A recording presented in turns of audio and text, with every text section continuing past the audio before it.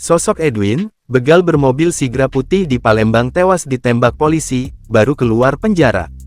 Begal naik Daihatsu Sigra putih di Palembang yang tewas ditembak polisi akhirnya terungkap.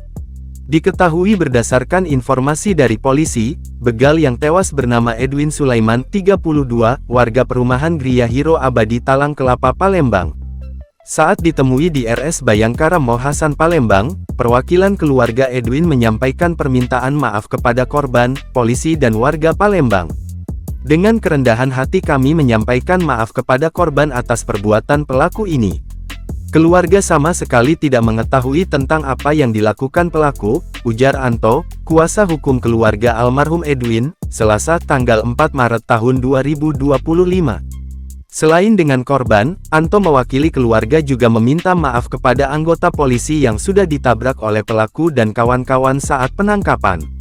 Anto mengungkap pelaku baru keluar dari penjara atas kasus yang sama pada bulan September tahun 2024 dan setelah keluar dari penjara sehari-hari bekerja sebagai driver taksi online dan sopir travel.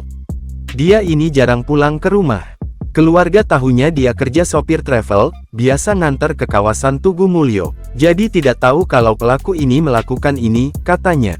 Setelah dokter melakukan visum, keluarga membawa jenazah untuk dimakamkan di kawasan Pemulutan Selatan, Kabupaten Ogan Ilir. Sebelumnya, dokter forensik Rumah Sakit Bayangkara Mohasan Palembang telah selesai memeriksa jenazah Edwin, salah satu komplotan begal yang tewas saat penangkapan karena berusaha menabrakkan mobil ke polisi. Dr. Indra Nasution mengatakan berdasarkan hasil visum, diketahui peluru menembus kepala pelaku. Peluru masuk dari telinga sebelah kiri tembus ke sebelah kanan, hanya satu lubang, ujar Dr. Indra, usai melakukan visum, Selasa tanggal 4 Maret tahun 2025. Satu peluru itu membuat pelaku tewas di lokasi saat penangkapan.